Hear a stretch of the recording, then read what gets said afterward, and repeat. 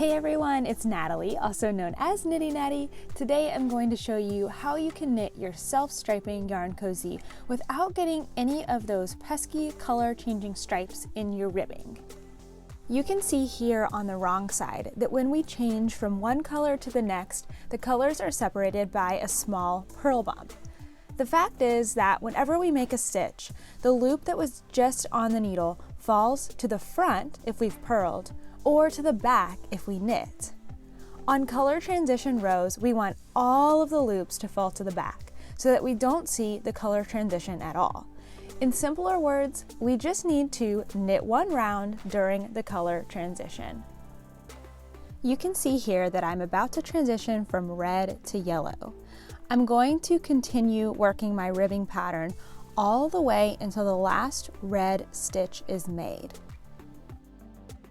Then I'm going to place a marker. I'm keeping this progress keeper clipped into my cozy so that it's ready for me whenever I'm doing a color transition round. Now I'm going to knit one whole round in the new color.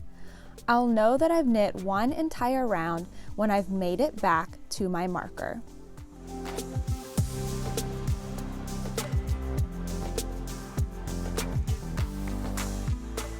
At this point, you can take the marker out and clip it back into your knitting.